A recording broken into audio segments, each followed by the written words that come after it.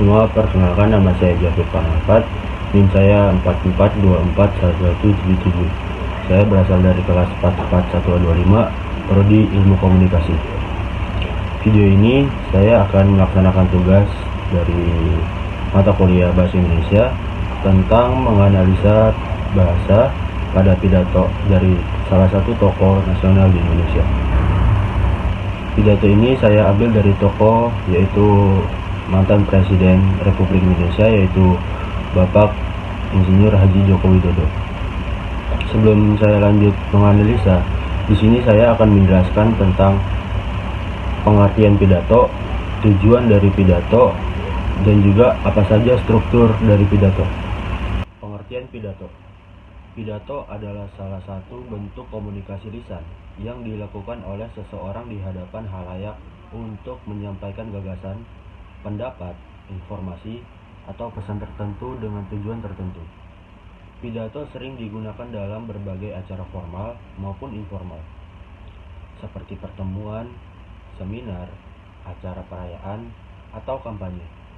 Tujuan pidato. Tujuan dari pidato yang pertama adalah memberikan informasi, memotivasi, dan merayakan atau menghormati. Struktur teks pidato. Yang pertama ada pembuka, yang kedua isi, yang ketiga penutup.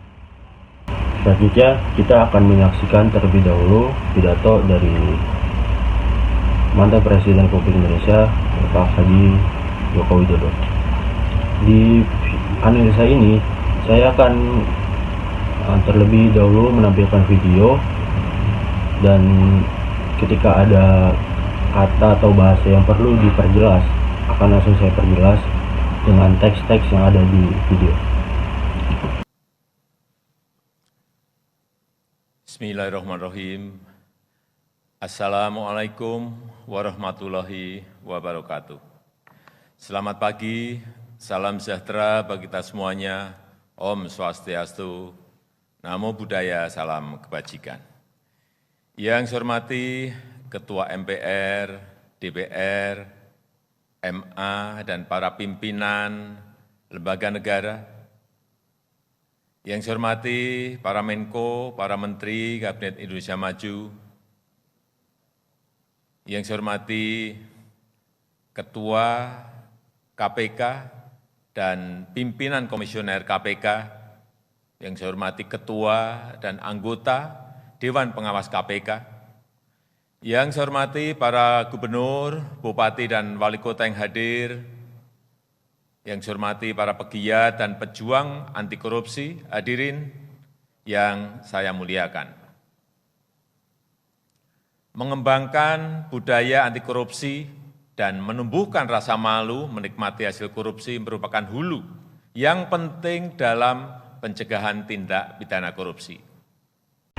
Analisa pertama saya yaitu dari kata mengembangkan budaya anti korupsi dan menumbuhkan rasa malu menikmati hasil korupsi merupakan hulu yang penting dalam pencegahan tindak pidana korupsi. Nah, analisa dari saya yaitu maksud dari kata tersebut ialah jika diterapkan sedini mungkin, maka budaya anti korupsi dapat menutup celah-celah munculnya perilaku koruptif, khususnya bagi generasi muda yang akan jadi penerus bangsa. Pendidikan anti korupsi harus diperluas untuk melahirkan generasi masa depan yang anti korupsi. Tetapi membangun sistem yang menutup peluang terjadinya tindak pidana korupsi juga merupakan kunci utama. Semua lembaga pemerintahan harus terus meningkatkan transparansi, meningkatkan akuntabilitas. Analisa yang kedua dari kata semua lembaga pemerintahan harus terus meningkatkan transparansi, meningkatkan akuntabilitas. Nah, analisa dari saya yaitu arti dari transparansi yaitu bersifat terbuka sehingga bisa diakses oleh semua orang yang membutuhkan. Dan arti dari akuntabilitas bermakna di mana setiap proses dan hasil pelayanan publik harus dapat dipertanggungjawabkan. Melakukan penyederhanaan proses kerja dan proses pelayanan kepada masyarakat untuk meminimalisir peluang korupsi sekaligus meningkatkan kualitas pelayanan kepada masyarakat. Upaya pemerintah untuk melakukan reformasi di sektor perizinan dan sektor layanan publik. Analisa bahasa selanjutnya yaitu adalah salah pengucapan, yaitu perizinan yang seharusnya adalah perizinan, menggunakan Z bukan J, yaitu dari perizinan jadi perizinan. Merupakan upaya penting untuk memperkecil peluang terjadinya korupsi. Sektor-sektor yang berkaitan langsung dengan kepentingan rakyat banyak, sektor-sektor yang mempengaruhi ekosistem berusaha terutama pada UMKM menjadi perhatian utama pemerintah. Pemerintah berusaha keras untuk melakukan reformasi struktural secara besar-besaran. Regulasi yang tumpang tindih dan prosedur yang rumit terus akan kita pangkas.